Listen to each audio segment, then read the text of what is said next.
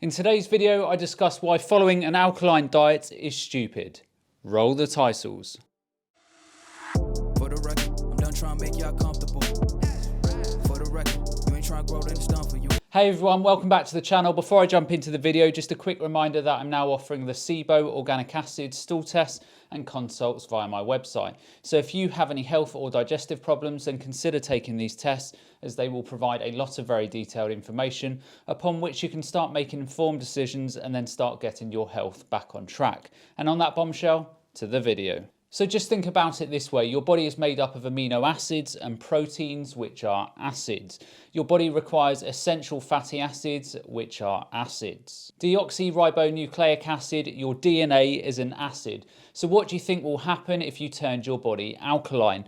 Nothing would be able to work efficiently and very quickly you would fall apart. Now, you will often hear through social media that if you want to avoid cancer and many other diseases, then you have to get the body more alkaline through nutrition. So I'm sure most of you are aware that your blood needs to be in the range of 7.3 to 7.4 on the pH scale. So it's slightly more alkaline than acidic. And your body is very clever in this area. It has a number of buffering systems that help regulate and control the pH level of your blood. So if you consume a lot of very acidic foods, the body's buffering systems will kick in and the blood acidity will be neutralized and the pH will come back down. And this works the other way too. If you eat too many alkaline rich foods, the buffering systems will kick in and the acidity levels will be brought back up. So the first thing that I want to clear up surrounding the subject is that despite what you hear online and through the media, it is virtually impossible to make your blood too acidic. Where the problem actually resides is that you can cause severe stress on the buffering systems,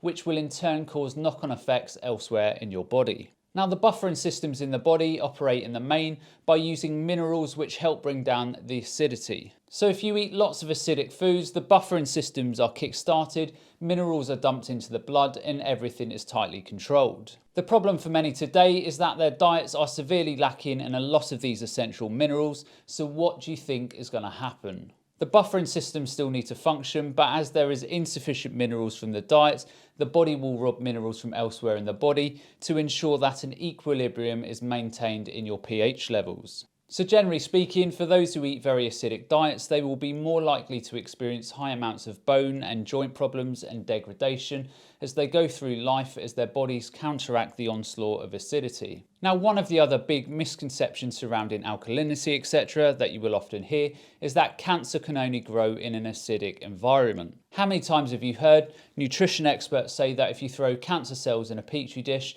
and increase the acidity in the dish, the cancer will grow exponentially?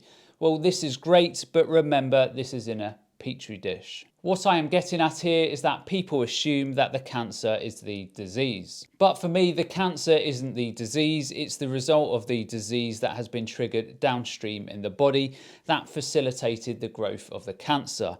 Cancer growth is simply a result of what happened elsewhere. So the main question that we should be asking is, what are we doing that is so fundamentally wrong through diet and lifestyle that enables the metastases and metabolism of cancer in the body? If only maybe 5 to 10% of cancers are genetic, what are we doing that's so fundamentally wrong that is causing a tidal wave of cancer diagnosis today? Now, for me personally, I think acidity in the body has little to do with cancer formation, simply because the body is never allowed to get into an acidic state because of their highly effective buffering systems. So now that we've looked at some of the main myths surrounding acidity and alkalinity, let's have a look at some of the main foods that will hinder the buffering system as well as support the buffering systems so that the body doesn't need to rob minerals from elsewhere. So firstly, let's look at some of the worst culprits for putting pressure on the body's buffering systems. Now, all processed refined sugars are acid forming, funnily enough, so be mindful of the amount of refined sugars in your diet.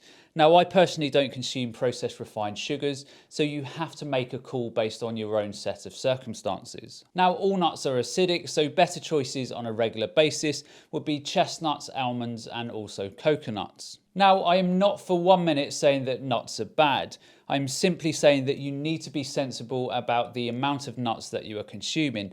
If you're eating a pot of nut butter a day, then clearly this is too much. Also, most grains are acid forming in the body with the exception of quinoa, millet and also buckwheat. Again, just to reiterate, I'm not saying that grains are bad for you. You just need to balance the amount of acid alkaline foods in your body so that you are not stressing those buffering systems. In terms of beverages, the worst beverages are alcohols, teas, coffees, and also processed refined fruit juices. Finally, many fruits are highly acidic, such as oranges, plums, pineapples, and cranberries. But just to reiterate what I've already said, many foods are extremely healthy, but highly acid forming. It's about striking the right balance and ensuring that you are consuming equal amounts of alkaline and acidic based foods. So with that in mind, let's take a quick look at the foods that will support your buffering systems. So all vegetables are alkaline and great for neutralizing acid in your body. So some of the top vegetables for neutralizing acid are kelp, celery, seaweed, broccoli, coriander, parsley, carrots, spinach, kale, asparagus, and also green beans. Some of the best fruits around for alkalinity are figs, limes, lemons, mangoes, papaya, blueberries, and also raspberries. So one important thing to remember with fruits is that it's the mineral content of the fruit that determines how alkaline the fruit is and not the amount of sugar that it contains. And if you have a sweet tooth, then you'll be glad to hear that raw chocolate is particularly healthy and also particularly alkaline forming. You are welcome. So alkaline diets are completely and utterly stupid. So that's the end of today's video. I hope you all enjoyed. And as always, remember to look after your body because it's the only place you have to live. And I'll see you next time.